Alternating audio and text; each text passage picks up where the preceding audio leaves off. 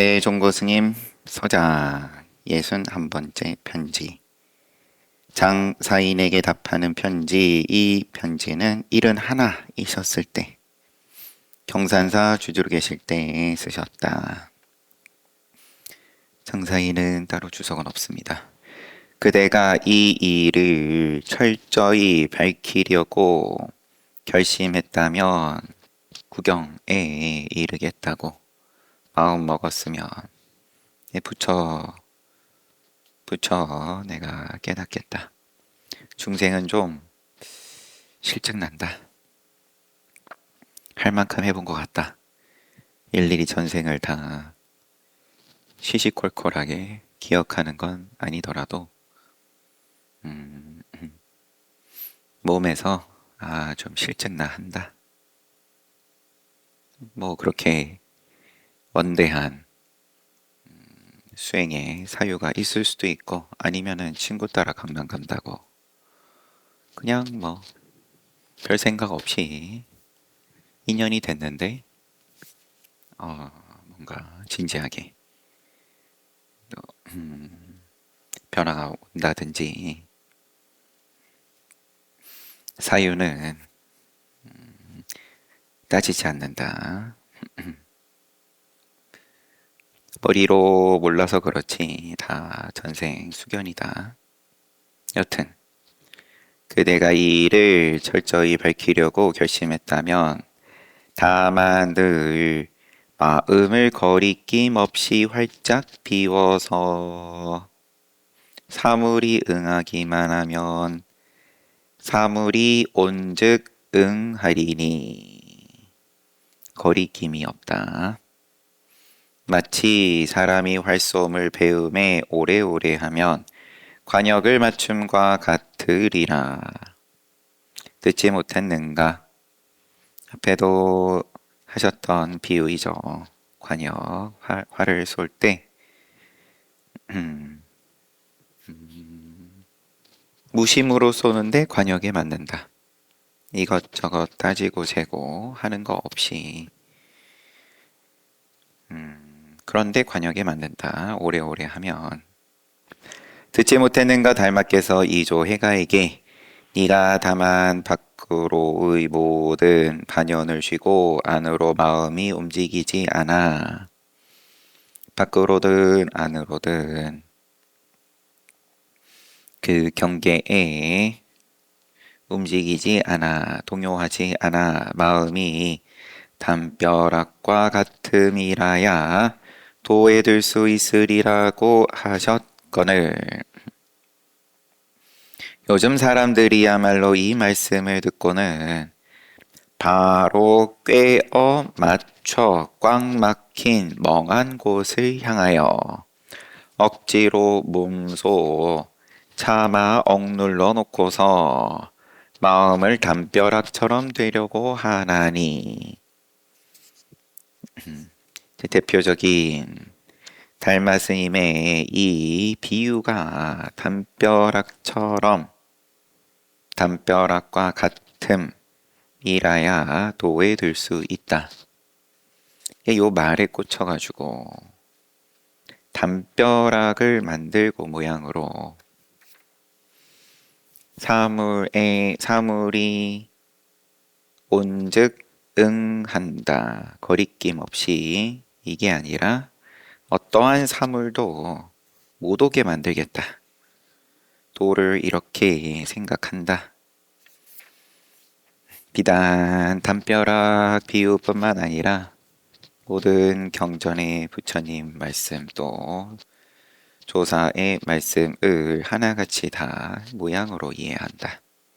만든다.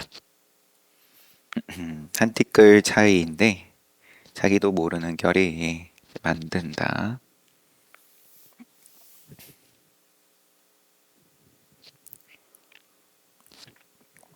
안 그러면 자기의 고생스러운 수행에 대해서든 또 포교를 함에 있어서든 의미를 부여하지 않을 수가 없다 보니까 이렇게 된다.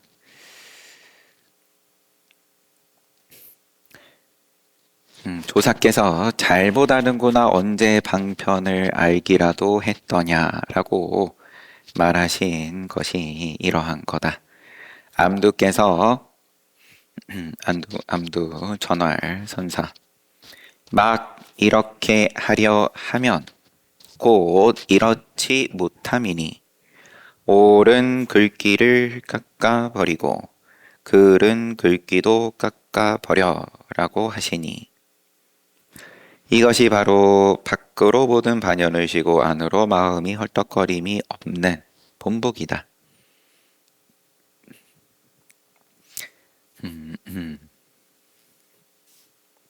선업 불선업 아니면은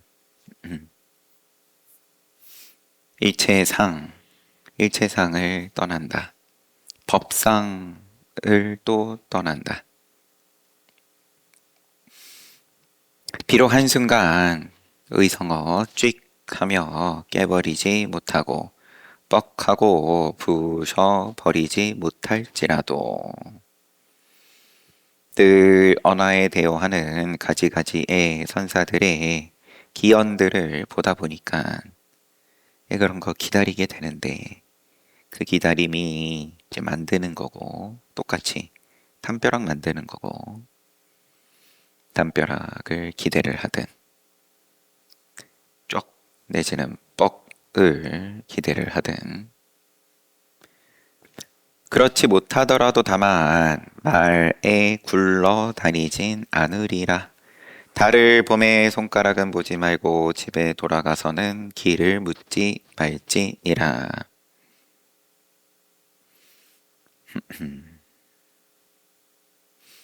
달을 보았거든 손가락을 보지 말고 집에 돌아왔거든 길을 묻지 말라. 마음을 알면 마음이 곧 부처이니 어떤 부처를 다시 이룰 수 있으랴. 네, 요게 전등록에 있는 이제 내용 인용인데 비유인데 그 요 말 비유 원래의 비유의 뜻은 우리가 늘 일상 보편적으로 쓰는 달을 가리킬 때 달을 봐야지 왜 손가락을 보냐 하고 약간 느낌이 다르네요. 지금 보니까 이미 한번 그러면 눈을 떴다 달 봤다 그렇지만 또 구하더라 덜어 우리 육조단경에서 누구였죠? 이제 해능 스님 쫓아왔던 나중에 도명으로 개명한 해명 사품 장군 출신 선도 생각하지 않고 악도 생각하지 않을 때 너의 마음이 뭐냐 거기서 변화가 왔는데 이것 말고 밀법이 따로 있습니까? 또 다른 게 있습니까? 이 질문이 열이면 아홉은 항상 나오더라 보면 그래서 눈 떠놓고도 오히려 다른 거를 또 구하다가 벗어나 버린다 정법에서 왜 그럴까요? 왜 그럴까? 욕심이 있어서 그렇죠. 싱겁다. 아, 나는 더 뭔가 신통도 생기고 뭔가 굉장한 것도 보고 이러한 생각이 안 깨지는 거는 아닌데 또 슬금슬금 일어나니까 그런 거겠죠? 그러니까 달을 봤으면 손가락은 됐고 또 집에 왔으면 그럼 됐지. 길을 묻지 말지니라.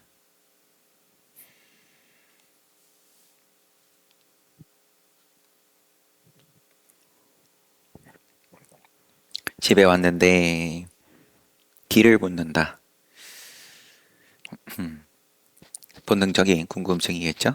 어떻게 요렇게 길 따라가지고 이렇게 해서 오니까는 집에 와줬다. 이제 그걸 또 따지게 되는데 뭐 내가 요 길을 잘 알아야 그러면은 나도 다른 사람 길을 알려줄 수 있다. 또 이런 선한 의도죠. 선한 의도에서 일 수 있겠지만 그거 안다고 그러면 선지식 할 수 있는 거 아니다. 노골적으로 이렇게 얘기하는 거죠. 그거랑 아무 상관없다. 선지식은.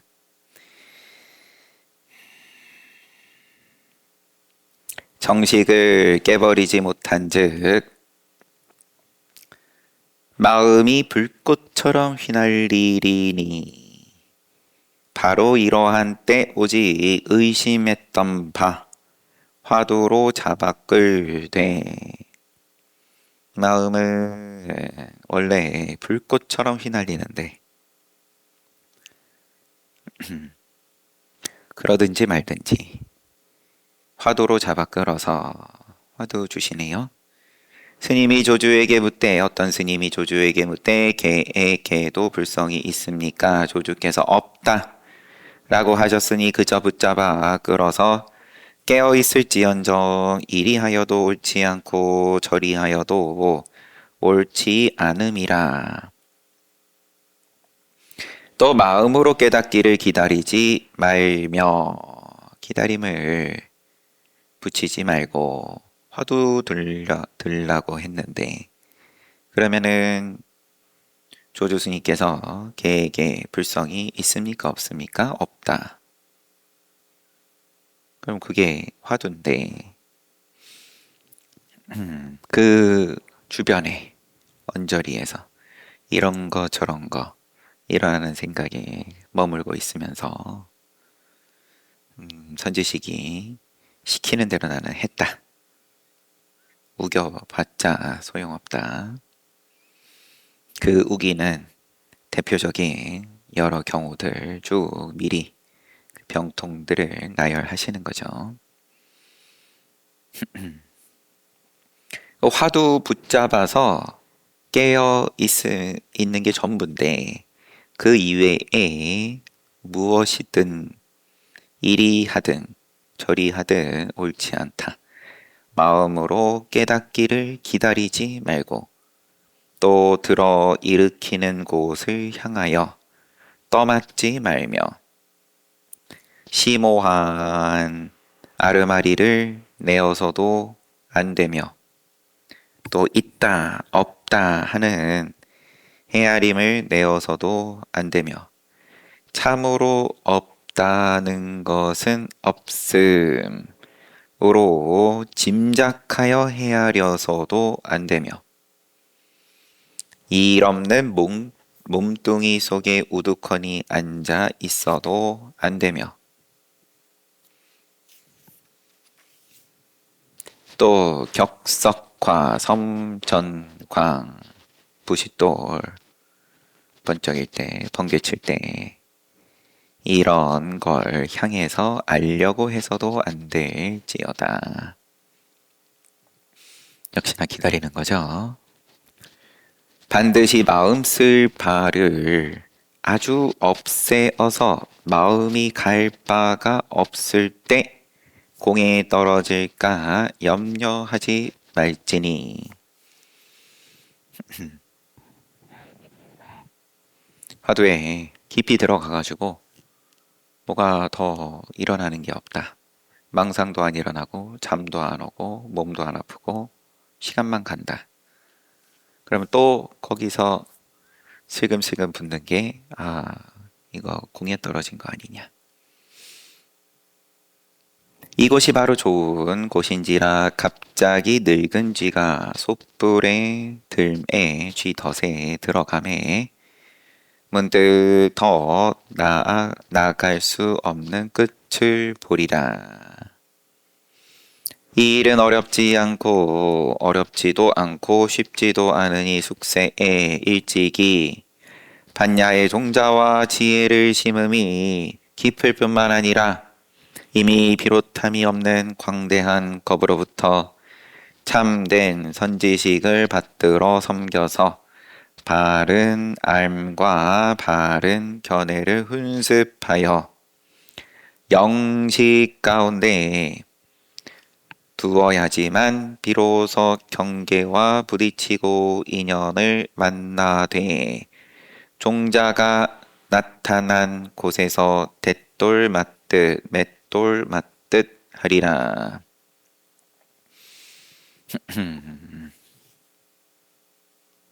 이 일을 어렵다 쉽다 이것도 붙이지 말아라.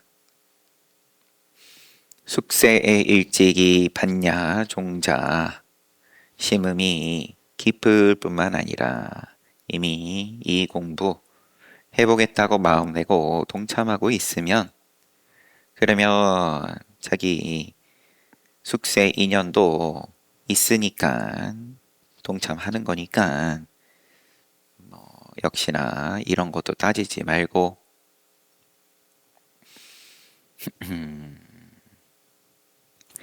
바른 알과 바른 견해를 훈습하여 영시 가운데 두어야지만 비로소 경계와 부딪히고 인연을 만나되 종자가 나타난 곳에서 그럼 뭐 반야종자 나타난 곳에서 대돌 맞듯 맷돌 맞듯 맷돌이 윗돌 아랫돌이 서로 딱 맞아 떨어져 가지고 돌아가듯이 그러함을 체험할 거다. 마치 많은 사람들 속에서 자기 부모를 알아봄과 같나니 이러한 때 사람에게 묻지 않아도 자연히 찾는 마음이 마음대로 달아나지 않으리라.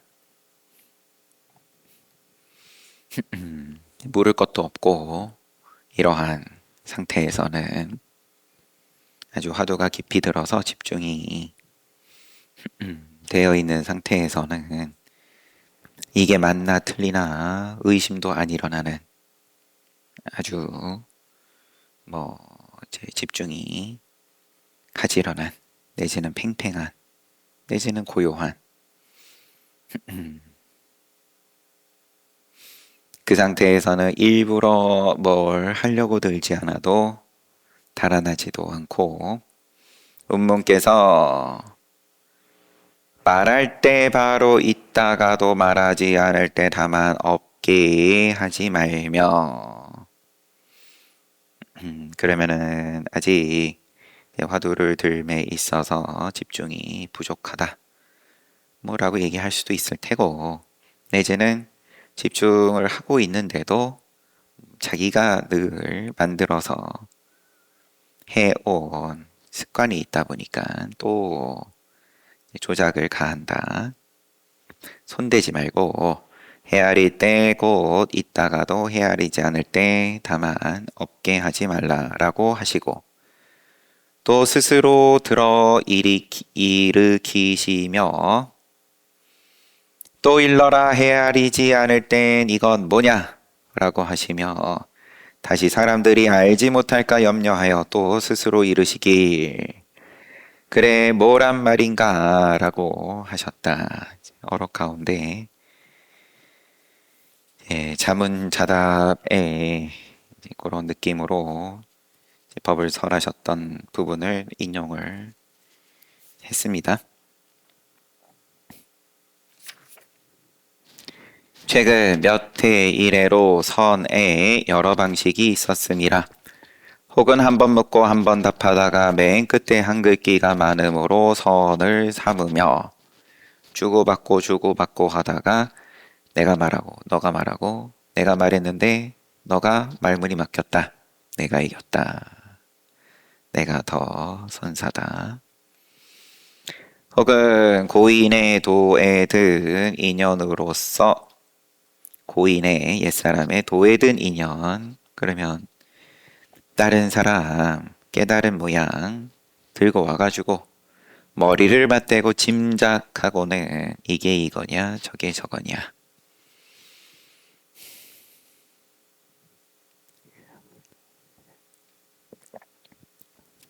이거는 허하고 저건 실하고 이 말은 깊고 저 말은 묘하다 등등 뭔가 평론을 한다. 혹 대신 대답하고 나라면은 요렇게 말하겠다. 혹 나라면은 다르게 말하겠다. 이것을 선을 삼는다. 혹은 눈으로 보고 귀로 들은 것을 절충하고서는 삼계가 오직 마음이요 모든 법이 오직 마음이라 는 것으로 선을 삼으며 눈으로 보고 귀로 들은 것을 절충한다. 일관성을 포기를 못하니까 적용이 되는 공식을 어떻게 해서든 간에 만들어낸다. 절충한다. 그러면은 다 각자 인연인데 이 온 삼라만상이 말 그대로 각자 인연인데 여기도 통하고 저기도 통하고 하려다 보면은 결국 남는 거는 그냥 통째로 다 마음이다. 모든 법이 다 마음이다. 말은 좋은데 어떻게 책임을 질 거냐? 내가 당하는 모든 법을 부처님 법뿐만 아니라 뭐 부처님 법이 모든 법이지만 그러면은 나한테 좋은 일이 생기는 법, 안 좋은 일이 생기는 법, 억울한 법, 다 오직 마음이다. 신통이라도 있어서 이런 말 할 정도면 그래도 더 마군이라고 하셨겠지만 아무튼 이런 걸 또 선으로 삼고 혹은 아무런 말이 없으므로 컴컴한 산속 귀신굴 속에 앉아 있으면서 눈썹을 닫고 눈을 감음으로써 위음한 끝 부모가 아직 낳아주지 않은 때 이러한 소식이라 일컬으며 일으키지 않으면 그게 도다.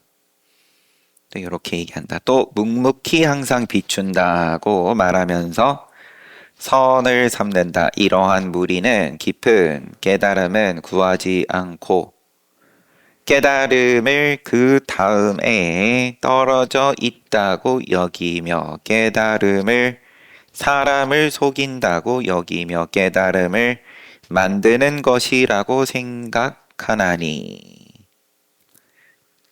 깨달음에 대해서 도노에 대해서 깎아내릴 수밖에 없는 거죠.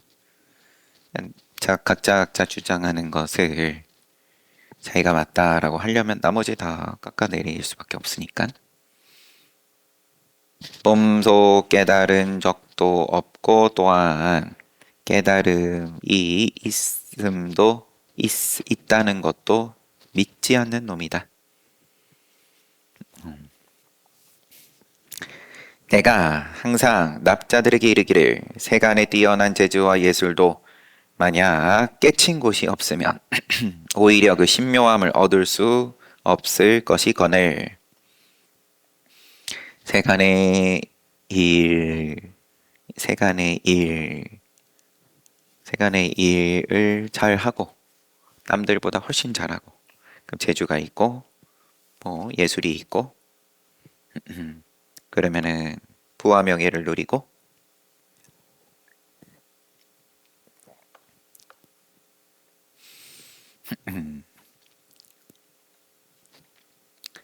거기에 신묘함을 더할 수 있다. 눈을 뜨면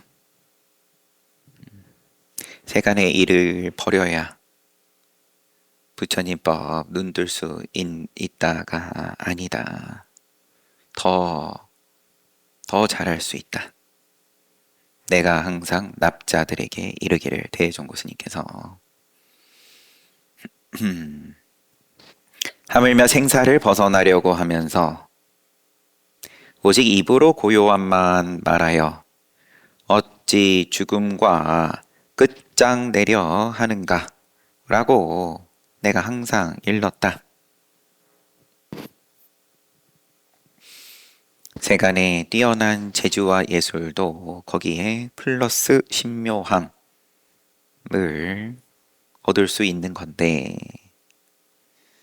하물며 이렇게 재주와 영리함과 총명함 이것을 갖추지 못한 입장에서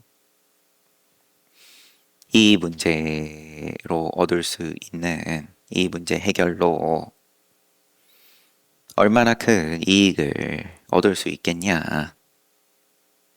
오로지 동쪽으로 뒤도 안 돌아보고 가면서 서쪽 물건을 가지려 함과 똑같은지라 앞서서 쭉 말씀하신 공부에 대한 잘못된 이해로 구하면 구할수록 더욱 멀어지며 급하면 급할수록 더욱 더 늦어지리니 이 무리들은 매우 불쌍한 놈이다. 부처님의 가르침에는 저들을 대반야를 비방하여 부처님의 지혜에 목숨을 끊는 사람이라고 말씀하셨으니 모든 부처님께서 세상에 오시더라도 일천 성인이 세상에 나투더라도 참회할 줄 모르나니 부처를 못 알아보겠죠 당연히.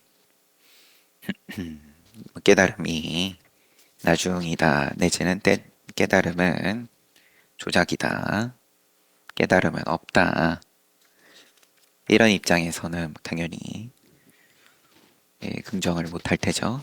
아니면 그때 가서라도 참여를 할진 설령 착한 원인일지라도 내가 너에게 이익을 주겠다 이러한 착한 이인일지라도 오히려 나쁜 결과를 불러일으킴이니라. 차라리 이 몸을 부수어서 티끌을 만들지언정 근데 불법 가지고 인정을 기대지 않으리라. 이 일에 있어서 적당히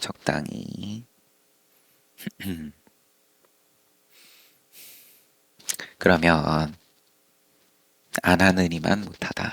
오히려 나쁜 결과를 불러일으킵니다. 생사와 맞서려고 결심하였다면 반드시 이 무명을 쳐부수어야만 비로소 이루리라. 삿된 스승이 순조롭게 쓰다듬어 박도장으로 인증해 줌을 받고서 박도장, 우리 도장 찍는 도장인데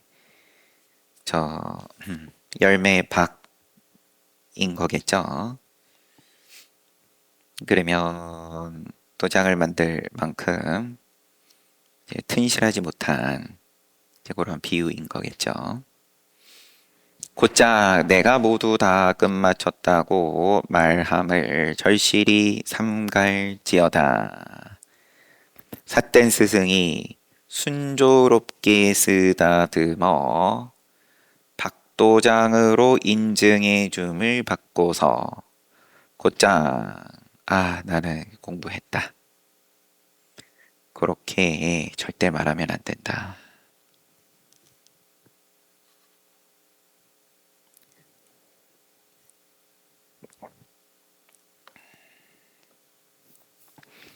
이러한 무리가 벼, 삼, 대, 갈대처럼 많으나 그대는 총명하며 식견도 있음이라 반드시 이러한 악독을 받지 않을 것이니 하지만 또 마음씀이 간절하여 빠른 효과를 구하려 하기에 미처 생각지도 못한 결애에 저들에게 물듦을 입을까 걱정한 까닭에 북가는 대로 이렇게 많은 갈등을 하노니 눈 밝은 이가 힐끔 살피면 한바탕 허물일 것이리라.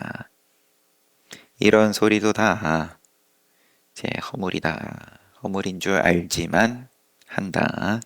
아무쪼록 꼭 자세히 들을지어다. 오직 조주의 무자 하나로 평상시 연을 대하는 곳에서도 잡아 끌어서 끊어지지 않게 할지어다. 고덕이 말씀하시되 지극한 이치를 깊이 연구함은 깨달음으로써 법칙을 삼는다. 지극한 이치를 깊이 연구함은 깨달음으로써 법칙을 삼는다. 라고 하셨으니 만약 설법하여 하늘꽃이 어지러이 떨어지더라도 굉장해서 법설하는 게 굉장해서 하늘에서 천상의 꽃이 떨어지더라도 깨닫지 못하며 늘 어리석어 마음 내키는 대로 밖으로 달릴 뿐이니 힘써서 가히 소홀하지 말지어다. 편지 이렇게 끝나고 박도장은 속담이라고 나오네요. 헛된 것을 가지고 실을 삼음이다. 동과는 이제 그런 박과의 열매라고. 동과는 그렇고 겨울동자예요. 서과는 서쪽인데 수박, 남과는 호박, 황과는 노란색 과는 오이, 참외. 참과는 참외. 이걸 왜 보고 있는지 여하튼 속담 연언이 좀 나오나 하고 읽어봤습니다. 친절하게 장사인에게 쭉 말씀하십니다. 그런데 따로 주석은 없어서 장사인과 관련해서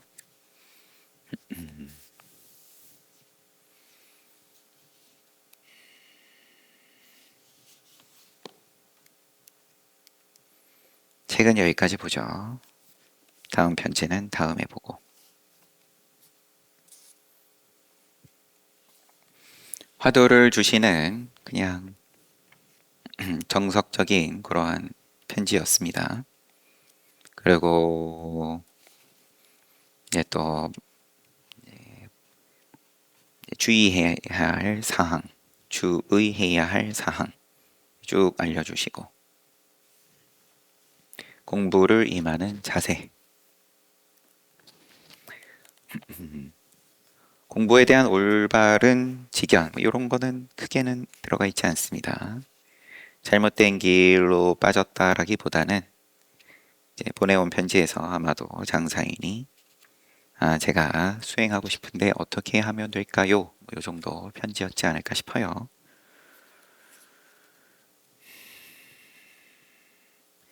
그래서 적당히 하려고 공부하는 것은 안 된다. 네.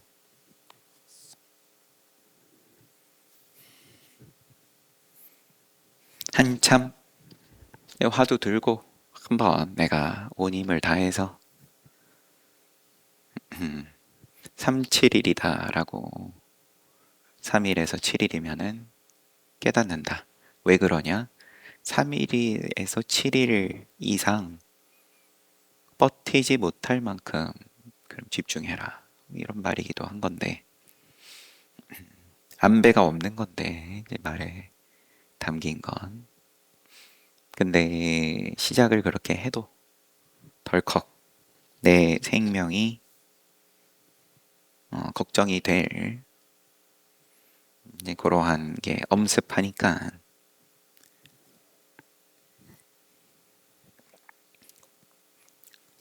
말 그대로 이제 주춤주춤한다.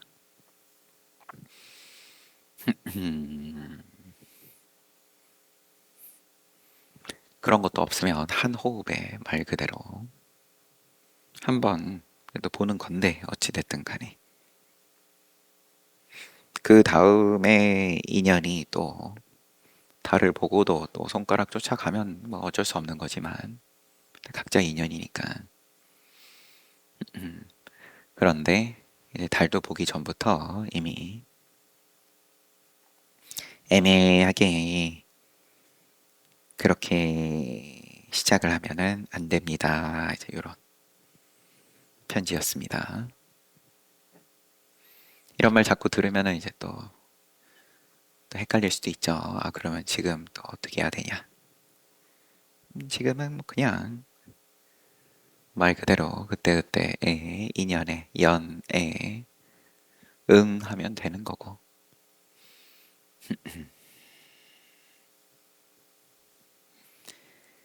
늘상 그렇게 화두 들고 지내야 된다.